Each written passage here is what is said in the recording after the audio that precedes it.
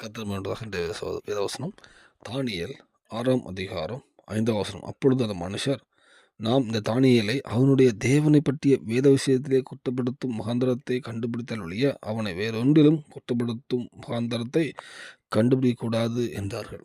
கர்த்தர் வேண்டுவதாக இந்த வசனம் தானியேலுக்கு விரோதமாக அந்த பிரதானிகள்லாம் எப்படியாவது நம்மளை இவரை கொல்லணும் திட்டப்படும்போது ஏதாவது குற்றப்படுத்தணும்னு ரொம்ப பார்க்குறாங்க. அவரோட வேலையில் ஒரு குற்றத்தையும் கண்டுபிடிக்க முடியல. ஆனால் ஒரே ஒரு குற்றத்தை மட்டும் கண்டுபிடிக்க முடியும். அவனோட தேவனை குறித்த காரியத்தில் ஏதாவது குற்றத்தை கண்டுபிடிச்சா மட்டும்தான் பண்ண முடியும் தவிர வேறு எதுலேயுமே கண்டுபிடிக்க முடியாதுன்னு சொல்லி நினச்சிட்டு தான் அவங்க ஒரு பிளான் பண்ணி அவரை சிங்கமில் போடுறாங்க. நம்ம எல்லாம் தெரிஞ்சிருக்கோம். பார்த்தீங்கன்னா அவரோட வேலையில் அவர் எவ்வளோ ஜாக்கிரதையாக இருந்திருக்காருன்னு வேதம் போட்டிருக்கு. அவருடைய உலக ரீதியாக ஒரு பிரதானி அவர் ஒரு ஒரு தலைமையான இடத்துல தானே வேலை பார்த்தாலும் அதில் எவ்வளோ உண்மையாக வேலை பார்த்துருக்காரு. ஏன்னா அவங்க அப்போ ஒருத்தங்க இவ்வளோ பெரிய ஒரு குரூப்பே அவரை குற்றப்படுத்தணும்னு முகாந்திரம் எப்படியாவது தேடி பார்க்கும்போது எந்த ஒரு தப்புமே அவர் மேலே கண்டுபிடிக்க முடியல. தானியேல் மேலே நம்ம இன்னைக்கு வேலை பார்த்துட்ருப்போம். நம்ம எங்கெல்லாம் கவர்மெண்ட் ஆஃபீஸ் வேலை பார்த்துட்ருப்போம், எங்கெல்லாம் வேலை பார்த்துட்ருப்போம். நம்ம மேலே ஒருத்தர் எப்படி சாட்சி சொல்ல முடியுமா நம்மளை?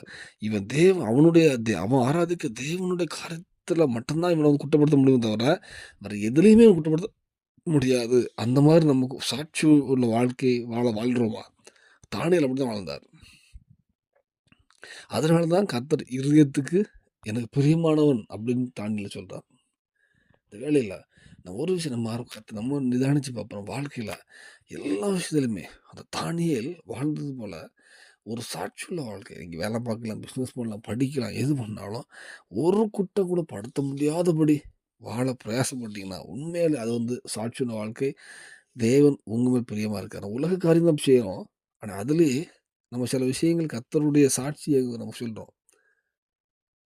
இந்த வேலையில் நம்ம அர்ப்பணிப்போம். நம்ம வாழ்க்கையில் ஒரு சாட்சியுள்ள வாழ்க்கை உலக மக்கள்கிட்டையும் வாழ்வோம்.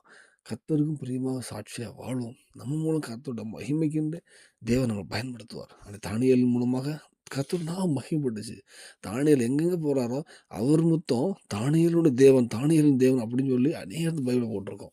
ஸோ தானியேலின் மூலமாக தேவனாக மகிமைப்படுது. ஆனால் அதே மாதிரி நம்ம வாழ்க்கையிலுமே நம்ம மூலமாக தேவனாக மகிமைப்படணும். நம்ம இப்படி பண்ணுறோம், இவெல்லாம் கிறிஸ்டினா இல்லை இவெல்லாம் அப்படின்னு இல்லாமல் இவங்க ஆராதிக்க தேவனே மெய்யான தேவன் அப்படி ஒரு சாட்சியுள்ள வாழ்க்கை வாழ அர்ப்பணிப்போம்.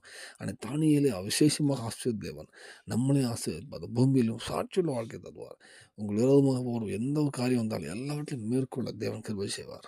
அதை அர்ப்பணிப்போம், பரிசுத்தப்படுத்துவோம், சாட்சியை வழக்கப்படுத்துவார், பரலோகத்தை ஆயத்தப்படுத்துவார். அர்ப்பணிப்போம், தேவனுக்கு கிருபை செய்வாராக. ஆமென்.